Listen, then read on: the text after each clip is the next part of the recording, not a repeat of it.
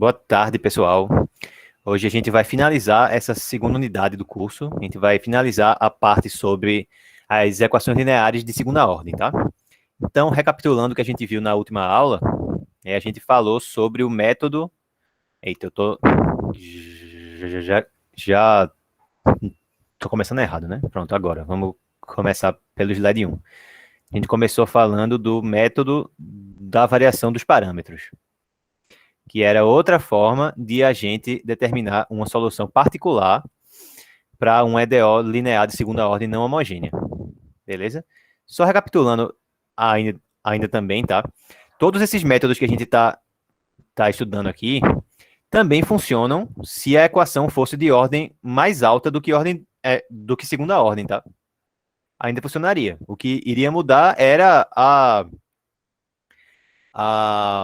a forma de achar a solução da equação homogênea associada, tá certo? Então, se a gente tivesse uma equação que fosse de ordem 3, aí a gente ia olhar se os coeficientes fossem constantes, por exemplo, aí a gente ia olhar para a equação característica do mesmo jeito, sendo que agora a diferença seria que a gente teria que resolver, né? Teria que achar as raízes de um polinômio que seria de grau 3.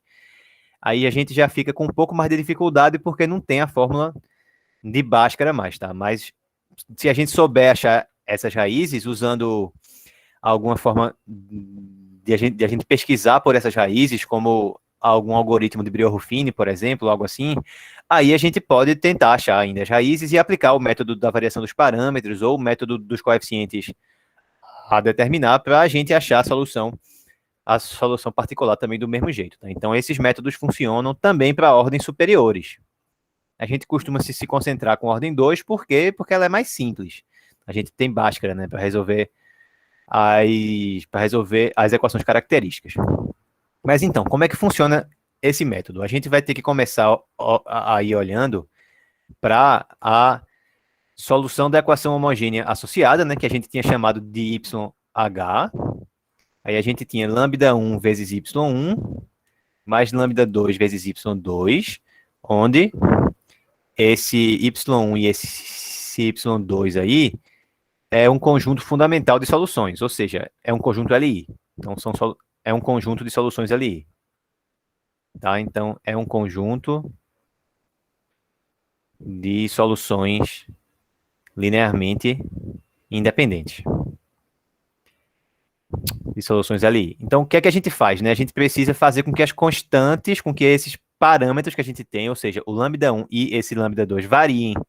Aí a gente olha para o YP de modo que ele seja alguém vezes Y1. Agora esse alguém que aparece aí, ele vai ser uma função, tá bom? Mais V vezes Y2. Então, a gente está variando as constantes, está variando esses parâmetros, porque ao invés de eles serem constantes, agora eles são duas funções. E a gente impõe que esse YP seja a solução da equação, né? Y duas linhas mais P de x vezes Y' mais Q de x vezes Y igual a F de x. Aí, se a gente substitui, a gente chega num sistema de equações, né? A primeira equação desse sistema, a gente não chega pela substituição, a gente chega por uma simplificação que a gente faz. Quando a gente faz a derivada da solução do que a gente quer que seja a solução particular, fica uma coisa que envolve 4 termos. Então, a gente começa admitindo que os termos que envolvem as derivadas de U e V, que eles somam zero, tá? Que a soma deles dá zero. Aí, substituindo lá na equação e simplificando as coisas que der para simplificar, aí a gente chega a uma segunda equação, que seria que U' vezes Y' mais V' vezes Y2', isso aí tem que ser igual a F de x. Então, esse sistema aí é o sistema que a gente obtém do método da variação dos parâmetros. A gente viu que dá para a gente isolar o linha e o V' aí, né? Dá sempre para a gente resolver esse sistema, porque ele é sempre possível e determinado, já que a matriz dos coeficientes dele é quem? É Y1, Y2 na primeira linha, Y1' e Y2' na segunda linha. Ou seja, é justamente Wronskiano, né, de y1 e de y2, que é diferente de zero. Por quê? Porque y1 e y2 são soluções linearmente independentes. Tá? Então, sempre é possível resolver esse sistema. A gente acha quem é o linha, a gente acha quem é o v' e depois integra para achar quem são u e v. Certo? Basicamente é essa a ideia. Tá bom? Então, é sempre possível e determinado. Sistema possível e determinado. Aí a gente acha o linha e acha o v', e aí a gente faz faz uma integral, né? E aí acha o IV. Achando o IV, acabou, porque aí a gente sabe quem é a solução do sistema, que é a solução, desculpa, que é a solução da equação. A solução particular seria o YP. Para achar quem é a solução da equação mesmo, né? Seria quem? Seria somar o YH com o YP, certo? Que nem a gente já tinha visto antes. Tá bom? Beleza. Então, vamos ver mais uns exemplos hoje, tá? Hoje a aula também vai ser só sobre exemplos para a gente finalizar essa parte e a partir da próxima aula a gente passar para a terceira unidade, para a gente começar a falar sobre transformada de Laplace. Então vamos para o exemplo 1 de hoje. O exemplo 1 também é um exemplo do material que é resolver essa equação aqui. Ó. É y duas linhas mais 9 vezes y igual a secante ao quadrado de 3x.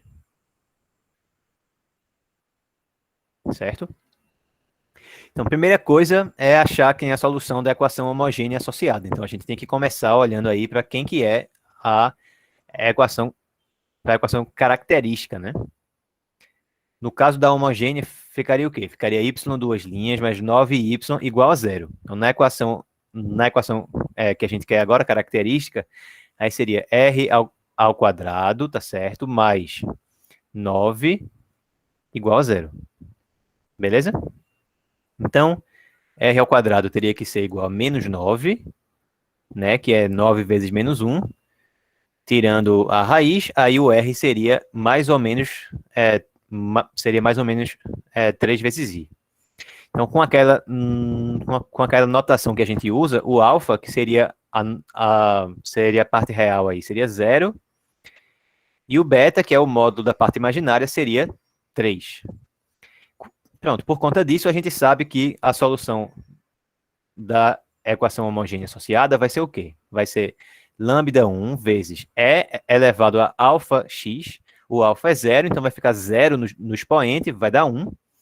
Então, vezes o seno, né? E o cosseno de beta x. Então, fica assim. Então, mais lambda 2 seno de 3x.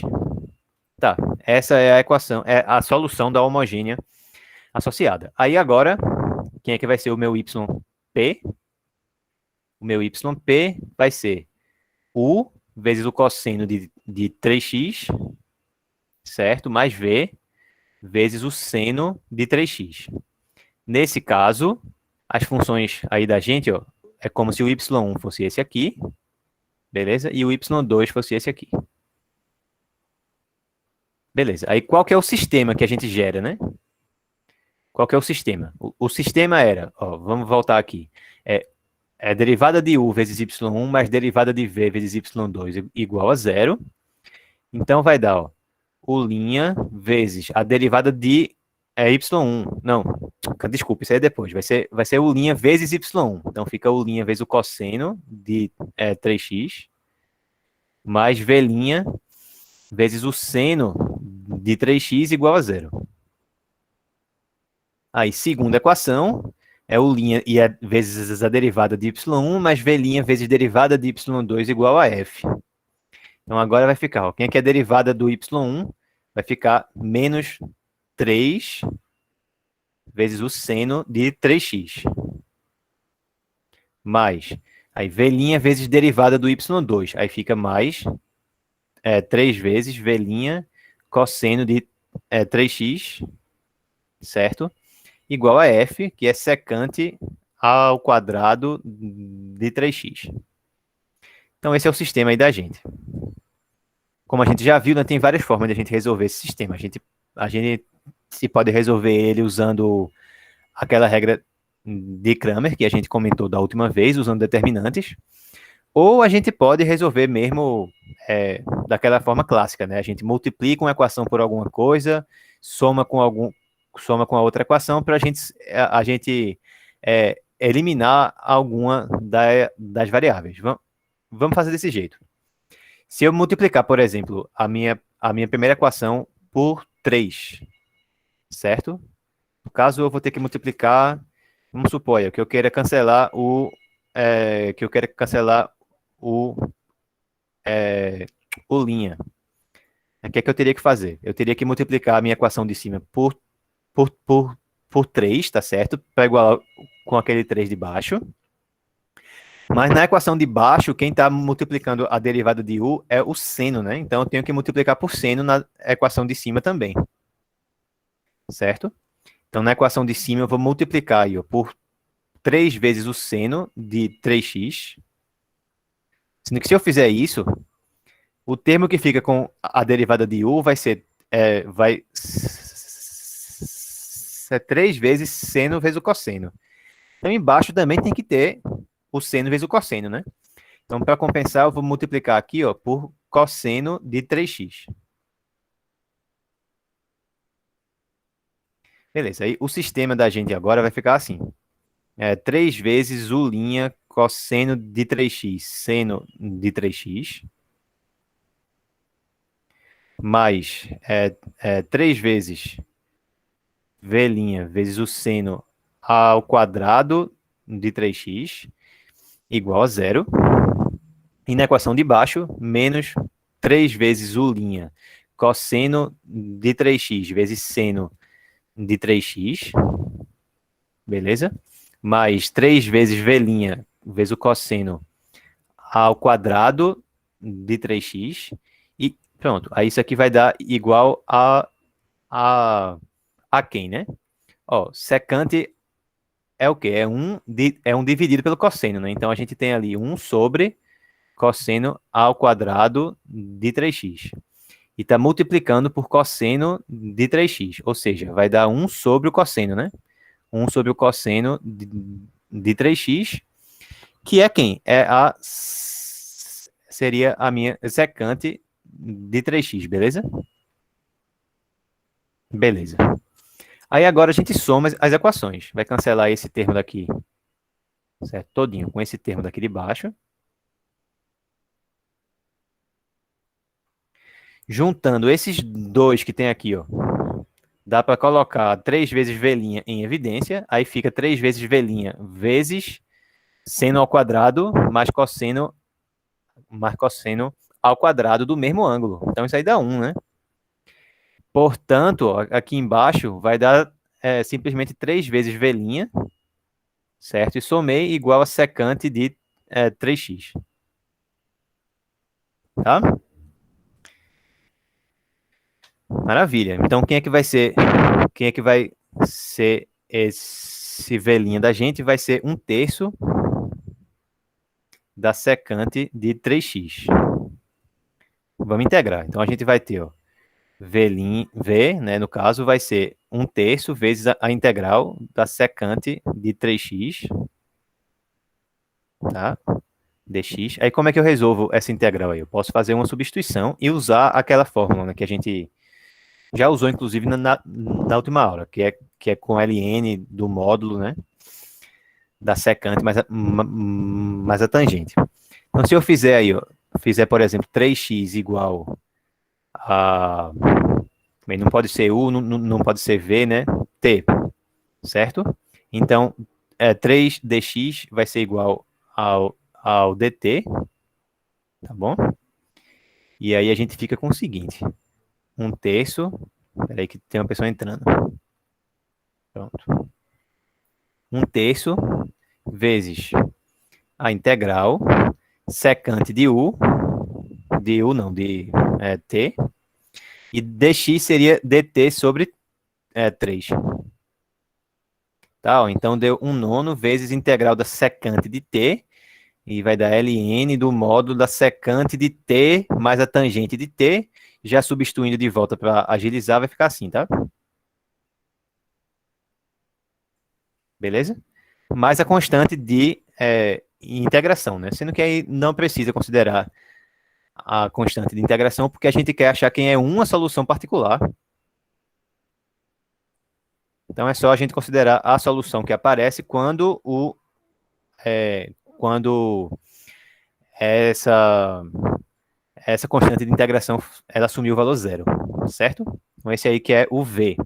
Vamos achar quem é agora o U, tá bom? Ó, a gente poderia começar usando o fato de que V é igual, já escrevi aqui embaixo, né? A gente poderia usar isso daqui para substituir, por exemplo, aqui na primeira equação, tá? Se eu substituir aí, como é que essa primeira equação ela vai aparecer agora, né? Vai ter U' vezes o cosseno, certo? Aí, ó, mais a derivada de V, então mais um terço secante de 3x, vezes o seno, né, de 3x, isso dá igual a zero. Passando lá para o outro lado, o que é que a gente vai ter? A gente vai ter U' vezes o cosseno de 3x, igual a menos um terço, vezes o quê? Bem, eu já tenho esse seno aqui, e como a gente comentou ainda agora, o que é que seria essa... que seria secante, né? É 1 sobre o cosseno. Na realidade, o que a gente tem é isso. Certo? Tangente, né? Beleza. Mas como a gente ainda vai dividir aí é, é, é, por um cosseno, né? Então vamos deixar desse jeito mesmo aí. Então, quem é que vai ser esse U'? U' vai ser menos um terço seno de 3x sobre o cosseno ao quadrado de 3x. Então, integral aí, U vai ser igual a menos um terço integral de seno de 3x dx sobre cosseno ao quadrado de 3x. Para resolver essa integral, o que a gente faz? Faz uma substituição. Então vamos continuar aqui com essa letra, com essa cor. Agora a gente faz a substituição aqui. Vamos chamar, já usei t na outra integral, né? Vamos S agora, por exemplo. Quem é que seria S? S seria o cosseno de 3x, por exemplo. Aí quem é que seria ds? Seria menos 3, não é isso? Seno de 3x, dx. Massa. Então, ó, esse termo que está aqui, ó, certo? Ele é o quê? Ele vai ser menos ds sobre 3. Vamos substituir isso lá na equação e ver o que é que vai ficar. Vai dar menos um terço ainda, né? Vezes integral de quem?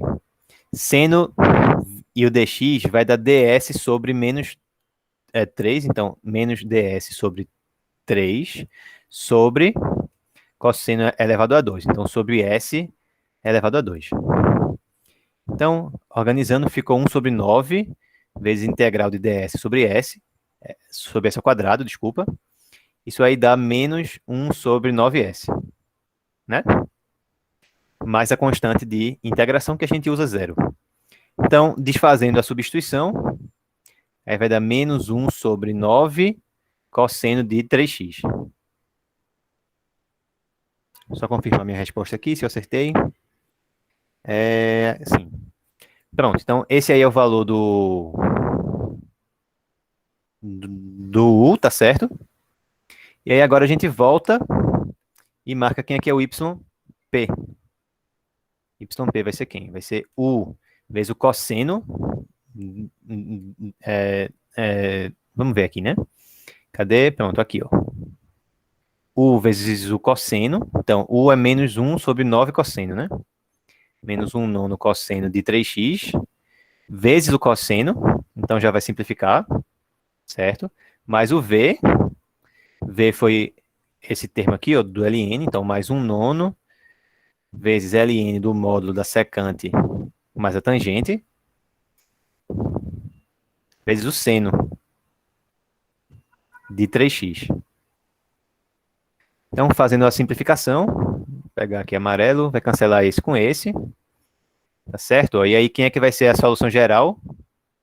Y, vai ser o Y lá da homogênea, né? É o YH, lambda 1 cosseno de 3x, mais lambda 2 seno de 3x, mais esse YP que a gente calculou aí agora, né? Fica menos 1/9, mais 1/9, seno vezes esse ln aí. Seno de 3x vezes ln do módulo da secante de 3x mais a tangente de 3x. E aí, pessoal? Só foi mais um exemplo, né? Então, essa parte fica meio repetitiva mesmo, porque a parte da gente agora, do assunto da gente, né? Ela basicamente terminou quando a gente montou esse sistema aqui. Depois foi só a gente resolver o sistema, né? Que nesse caso não dá nem para dizer que é álgebra linear, porque é um sistema com duas equações e duas incógnitas. E depois foi resolver integrais. Deixa eu ver aqui a pergunta, professor. Na parte do sistema de equações, a gente não poderia dividir a primeira equação por cosseno, porque a gente basicamente estaria dizendo que x não poderia ser mais ou menos π sobre 2, ou daria a mesma coisa. Bem, sempre que você divide por algo que depende de alguma variável, você corre esse risco aí, tá? Você fica correndo o risco de estar perdendo alguma solução. Beleza? Mas pode ser que você consiga resolver, você consiga simplificar e tal, mas pode ser que em alguns casos, quando você divida por algo que é variável, que você acabe se complicando eventualmente, tá? Então é algo que eu pelo menos tento evitar, para não precisar ficar pensando, e se acontecesse isso, e se acontecesse aquilo, será que eu poderia fazer isso ainda? Se eu multiplicar, tem problema nenhum, certo? Multiplicar, você nunca gera restrições extras por uma multiplicação, mas por divisão, sim. Beleza? Então pode, mas também poderia ser que eventualmente precisasse ficar testando casos, tá? Se acontecesse isso, eu teria que considerar a solução assim. Aí é melhor multiplicar mesmo. Beleza, né? Vamos para o segundo exemplo. Que é do material também, o exemplo 23. 2.3.23. Para as pessoas que estão assistindo o vídeo pelo YouTube e que não sejam meus alunos oficialmente, eu vi que tem algumas pessoas que estão perguntando sobre o material. Eu não estou colocando ele ainda lá porque ele está incompleto. Eu ainda vou digitar a parte sobre séries de Fourier, tá? Então, o que eu posso fazer é que nesse vídeo aqui eu vou deixar o link para o material da forma mais atualizada que eu tenho ele hoje, certo? E aí, no final do curso, quando eu tiver com o material todo digitado, eu vou precisar voltar e colocar ele em todas as descrições para os alunos do futuro acessarem, tá? Mas eu não vou ficar fazendo agora isso, porque senão, a cada vez que ia digitar uma coisa, eu vou ter que sair modificando o resto de antes. Aí fica complicado. Pronto, o exemplo vai ser o seguinte. Determinar a solução geral de novo, né? Então a gente vai ter y duas linhas, mais as 10 vezes y', mais 25 vezes y, igual a e elevado a menos 5 t sobre t elevado a 2. Então, mais uma vez, como é que eu inicio aqui? Eu inicio olhando para a equação característica, tá? Então, aí, a equação característica vai ser r ao quadrado mais 10 vezes R mais 25 igual a zero, certo? Se eu olho para o delta, ele fica 10 ao quadrado, que é 100, menos 4 vezes o A, que é 1, vezes o C, que é 25. Ou seja, ficou igual a zero, né? Quer dizer que só vai ter uma raiz real. Então, a única raiz vai ser qual? Vai ser R igual a menos 10, mais ou menos a raiz de delta, que é zero, sobre 2. Tá? Então, isso aqui deu menos 5. Então, pronto. Também uma outra forma de ver era perceber que isso aqui era R menos... Era R mais 5 ao quadrado, né? Igual a zero. Você fica com o quadrado do primeiro, mais 2 vezes um vezes o outro, mais o quadrado do segundo. Aí fica exatamente isso. Então, a única raiz é essa, significa que o YH ele vai ser lambda 1 é elevado a menos 5 t, né? Mais lambda 2 vezes t vezes E a menos 5t. Então, vamos para o YP.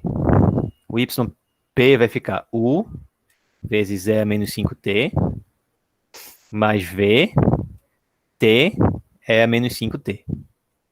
Nesse caso, o y1 é esse aqui, e o y2 aí é esse aqui. O sistema da gente, né, vai ficar como? Para simplificar a vida, certo? Vamos logo calcular quem são as derivadas, né, de y1 e de y2. A derivada de y1 vai ser quem? Vai ser menos 5 é a menos 5t. E a derivada de y2, aí eu tenho que usar a regra do produto. Vai ficar a derivada de t, que é 1, vezes a exponencial, mais t vezes a derivada da exponencial. Então fica menos 5t é a menos 5t. Beleza, né? Então o sistema da gente vai ser U' vezes y1 mais V' vezes y2 igual a zero. E a segunda equação fica U' vezes a derivada de y1, então fica menos 5 é a menos 5t aqui, mais V' vezes derivada de y2.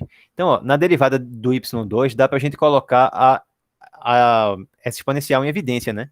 Fica E a menos 5t vezes 1 menos 5t. Para facilitar a vida da gente, tá? Então vai ficar mais o V' vezes E a menos 5t, 1 menos 5t, igual a E a menos 5t sobre t elevado a 2. Então tá bastante complicado no momento, né?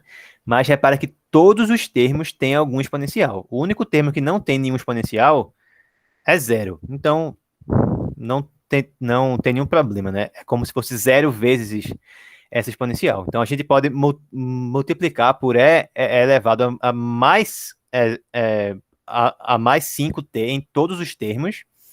Isso vai fazer com que simplifique esse termo com esse termo aqui, né? E do outro lado também. Se simplifique esse e esse daqui. Já vai melhorar consideravelmente o sistema. A gente vai ficar com U' mais V' vezes t é igual a zero. E na outra fica menos 5 vezes U' mais... Ó, nesse termo aqui a gente vai multiplicar, tá? Vai ficar somando com esse V', menos 5 vezes o V' vezes o t, igual a 1 sobre t elevado a 2. Tá? Aí vê, é por conta disso que eu falo que às vezes é melhor a gente não memorizar aquelas fórmulas com as integrais. Tanto que eu nem mencionei aquelas fórmulas hoje, né? Por que eu estou dizendo isso? Porque se eu fosse direto para aquelas fórmulas, eu ia ter que usar as exponenciais lá de todo jeito para calcular quem era aquele Wronskiano, tá certo? Para calcular aqueles determinantes lá que ficavam no numerador, e aí ficariam integrais, né, ficariam determinantes que seriam um pouco um pouco mais complicados, enquanto assim vai ficar muito simples. Porque, ver, se eu multiplicar a minha primeira equação por 5 e somar com a de baixo, todo mundo do lado esquerdo vai ser cancelado, menos o Velinha. Aí eu já acho o Velinha direto. Certo? Perceberam isso? Se eu multiplicar a minha equação de cima por 5, ó, se eu ficasse assim, por exemplo, e aí somasse com a equação que está aqui embaixo, eu ia cancelar esse termo daqui com esse daqui com esse de cá. A única coisa que ainda iria restar seria V'inha aqui igual a 1 sobre T elevado a 2. E aí o V já foi. Vai ser menos 1 sobre T. Tá? Ficou um integral bastante simples.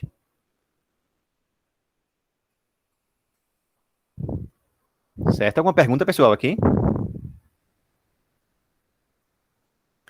Vamos pro outro agora, né? A gente já sabe quem é o V'inha, a gente pode então fazer essa substituição aqui em cima.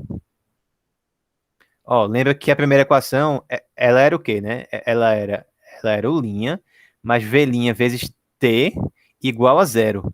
Sendo que a gente viu que o V'inha, ele é 1 sobre T elevado a 2. Então, se eu substituo aqui, vai ficar o linha mais 1 sobre T elevado a 2 vezes T igual a zero. Ou seja, o linha é menos 1 sobre T. Integra, o de T vai ser menos ln de T. Menos ln do módulo de T, né? Certo? Pronto. Com isso, a gente finaliza. O yp vai ficar U menos ln de T vezes a exponencial, mais o V, então é menos 1 sobre T, vezes o T vezes a exponencial. Beleza? Vai simplificar, ó, esses dois aqui. E aí esse nosso P vai ficar como? Menos ln do módulo de T vezes a exponencial, menos a exponencial. Se quisesse, você poderia deixar desse jeito esse P aí, tá? Mas, quando a gente junta com a solução da homogênea, aí vê como é que queria ficar. A gente teria isso aqui, né? Lambda 1 vezes essa exponencial aqui, mais lambda 2 vezes t vezes a exponencial, menos ln de t vezes a exponencial, menos a exponencial de novo.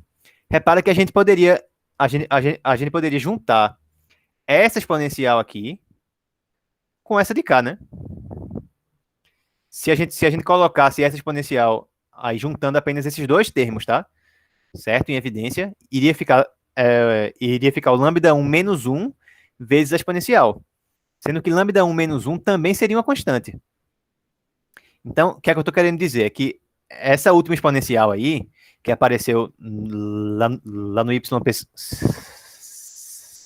que apareceu sozinha aí no YP, eu não tenho necessidade de considerar ela. Porque quando a gente jogar na solução geral, ela já poderia ser absorvida pelo lambda 1 vezes exponencial lá do YH. Outra forma de a gente pensar por que não é necessário a gente incluir essa exponencial aí no YP. É porque essa exponencial, certo, sozinha, ela já é solução da homogênea. Beleza? Então, ela não está acrescentando em nada na solução particular da não homogênea. Só que me interessa realmente aí é a parte que tem o ln, porque ela é que vai... Quando a gente substituísse isso aí lá na equação, seria ela que iria fazer com que aparecesse aquela exponencial, certo? Sobre t ao quadrado do lado direito. Tá bom? Então, certo? Resumindo, na hora de a gente escrever agora aqui embaixo, não seria necessário acrescentar essa última exponencial aí. mas se quiser deixar, não estaria errado, tá bom? Então, por conta disso que eu comentei, eu vou determinar a minha solução geral da seguinte forma. Seria lambda 1 vezes E a menos 5t, mais lambda 2 vezes t vezes E a menos 5t, menos ln do módulo de t vezes a exponencial. E aí finaliza assim, certo? Se quisesse deixar ainda a outra exponencial, não estaria errado, tudo bem, tá? Não estaria errado. Mas eu também não sou obrigado a acrescentar ela. Eu poderia pensar que essa aqui, ó, ficou absorvida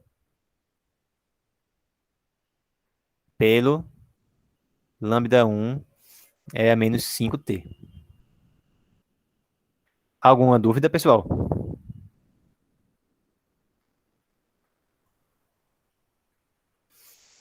Maravilha. Então, é, repara que essa questão acabou sendo muito simples, né? Por quê? Porque a gente conseguiu simplificar todas as exponenciais que apareciam nela. Só para dar uma dica para vocês, tem uma questão da lista em que acontece a mesma coisa, tá? É, vamos para a questão 13, lá agora do Boyce da seção 3.6. Tá? A questão é essa aqui. X elevado a 2 vezes y duas linhas, menos 3x y' mais 4y igual a x ao quadrado ln de x, com x maior que zero. Beleza, né? Pronto, então é uma equação de Cauchy-Euler, certo? É uma equação de Cauchy-Euler. Por que eu sei que é uma equação de Cauchy-Euler, certo? Certo. Só para a gente relembrar, porque os expoentes que aparecem no x são sempre iguais ao número de derivadas que a gente tem no y.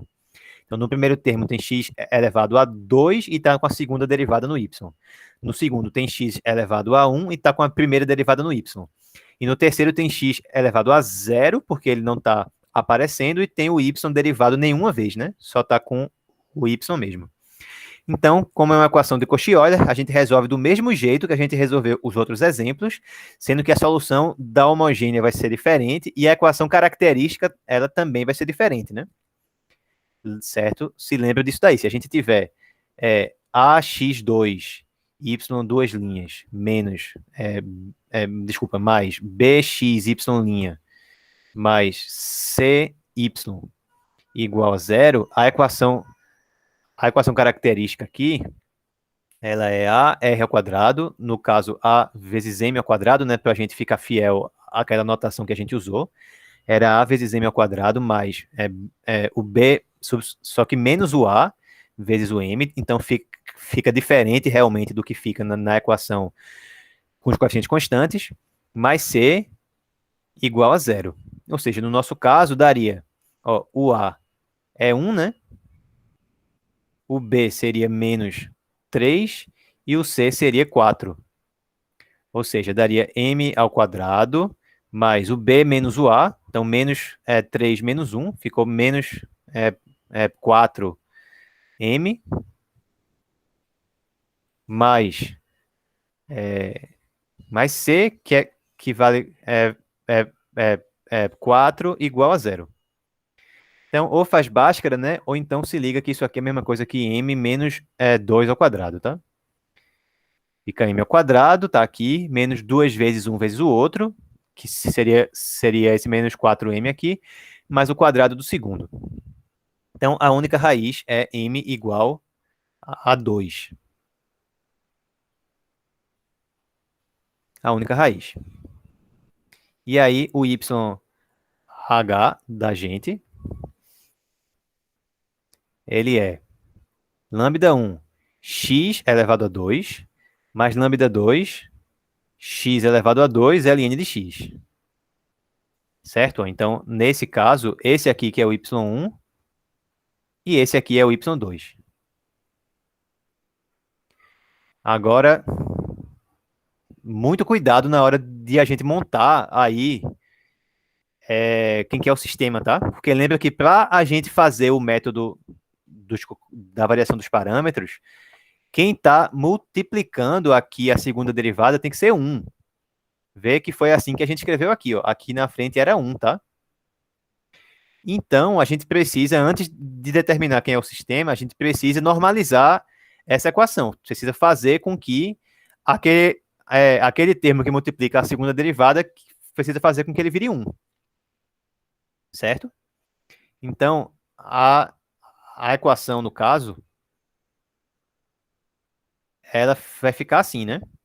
Y duas linhas menos 3 sobre x y' mais 4 sobre x ao quadrado vezes y igual a ln de x. Por que que isso é muito importante? E se não fizesse isso, a gente iria errar. Porque a f da gente é essa aqui, ó. Se a gente não tivesse dividido por x ao quadrado, a gente ia achar que a f era isso aqui. Aí daria errado. Beleza? Cuidado com isso, então, que pode acabar ficando como uma casca de banana isso, tá? Uma casca de banana é não intencional, mas uma casca de banana, se vocês não se lembrarem que precisa fazer isso. Beleza? Então, agora sim a gente pode dizer qual que é o sistema que vai ficar. O sistema vai ser, bem, para simplificar de novo, né, vamos determinar logo quem são essas derivadas aí, né? A derivada do y1 vai ser 2 vezes x, e a derivada do y é 2, aí vai ser 2x ln de x, toda vez buga a caneta, 2x ln de x, mais x elevado a 2 vezes derivada do ln de x, que é 1 sobre x. Então fica mais x. Beleza? Se quiser colocar em evidência, não sei se isso vai ser uma vantagem ou não, mas vamos colocar. Vai ficar x vezes 2 ln de x mais 1. Voltando aqui, o sistema vai ser derivada de u vezes y1 mais derivada de v vezes y2 igual a zero. Segunda equação vai ser a derivada de u vezes a derivada de y1, tá? E mais derivada de v vezes derivada do y2. Então, v' vezes x vezes 2 ln de x mais 1. Isso aí tem que ser igual a f, que é ln de x aqui. Agora, vamos simplificar, né? Porque, por exemplo, lá na equação de cima, todos os termos são múltiplos de x ao quadrado, né? Então, a gente poderia simplificar aqui, ó. Simplifica esse e esse. Certo? Já aqui embaixo, eu vou dividir todo mundo por x, tá certo? Para ficar mais fácil. Então, o sistema aí da gente agora vai ficar assim. Vai ficar U' mais aí o V' vezes ln de x igual a zero. Certo? E embaixo vai ficar 2 vezes U', mais o V' vezes 2 ln de x mais 1. Então, se eu destrinchar isso, vai dar mais 2 vezes o V' vezes ln de x, mais V', tá? Igual a ln de x dividido por x. O que é que eu faço agora aí? Vai ficar bem parecido com o exemplo anterior. Se eu multiplicar a minha equação de cima por 2 e aí depois subtrair com a equação de baixo, certo? Ou o contrário, né? Se eu fizer a de baixo menos a de cima. Aí o que é que dá?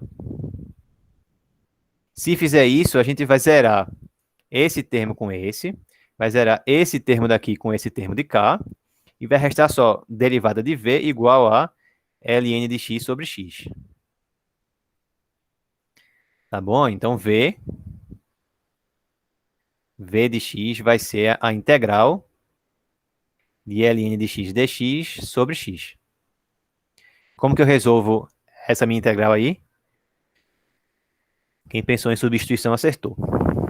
Então, eu vou dizer que t é ln de x, Então, a derivada de t vai ficar justamente dx sobre x. Voltando aqui, ó, vai ficar simplesmente assim, né? Então, isso vai dar t elevado a 2 sobre 2. Voltando para a variável original, vai dar ln de x elevado a 2 sobre 2. Cuidado só para não se confundir e pensar que esse 2 que está aqui em cima, que ele desce aqui para frente, tá? Nesse caso, ele não desce, não. Ele só desce se ele tiver assim, ó. Ou seja, quem está elevado a 2 é o x, tá certo? Se for todo o meu ln que está elevado a 2, aí ele não vai lá, aí ele não desce multiplicando, não. Tá bom? Por partes, não sei se dá. Eu acho que por substituição fica mais fácil. Beleza? Maravilha. Então a gente já tem quem é o V. Vamos calcular quem é o U. Agora para a gente finalizar. Beleza? Então, bem, a gente já sabe aqui ó, que o V' é isso. Quem é que seria a minha primeira equação de novo, né? A minha primeira equação, ela originalmente era U', tá? Mais, mais o V' ln de x igual a zero. Certo? Então, quem é o linha, né? Vai ficar menos o V', né? Que é ln de x sobre x, vezes ln de x. Então, vai ficar ln de x elevado a 2 sobre x. Vocês podem se assustar, né? De repente, com esse ln de x ao quadrado aí dentro da integral, mas a solução da integral vai ser exatamente a mesma. Vai ficar menos ln de x elevado a 2 sobre x dx. O que é que a gente faz, né? Substituição de novo, mesma substituição da outra vez. A gente vai dizer que t é ln de x. Então, dt vai ser dx sobre x. Certo? E aí, a integral vai ficar menos... Integral de quem? T elevado a 2 dt. Pronto. Simplesmente isso. Vai ficar menos t ao cubo sobre 3.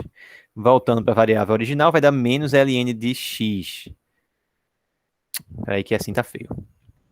Menos ln de x ao cubo. Desse jeito aqui, tá? É o meu resultado que tá ao cubo sobre 3.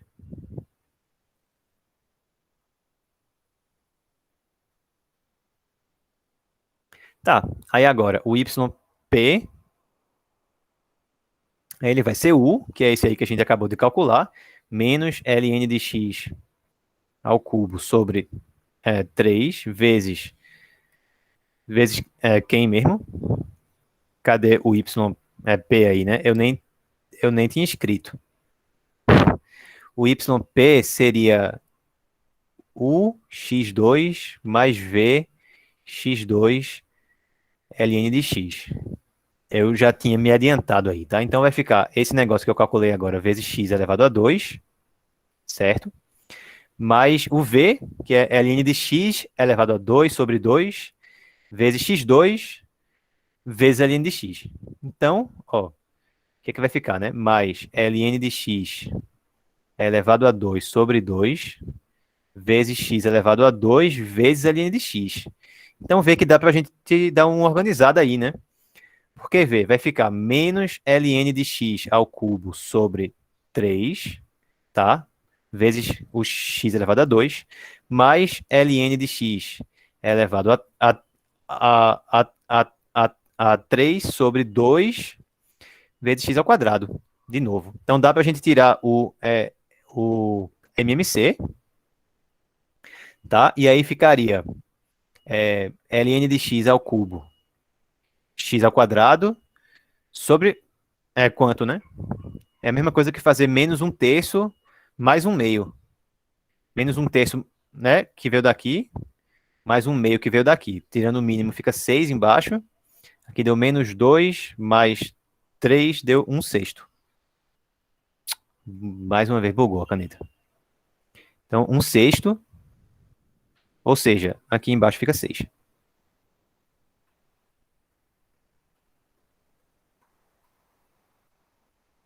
Vocês entenderam?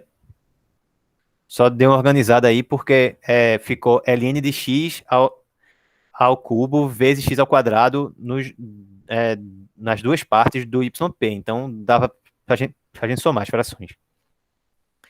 E aí, o y da solução geral, aí finalizando, ele vai ser o YH,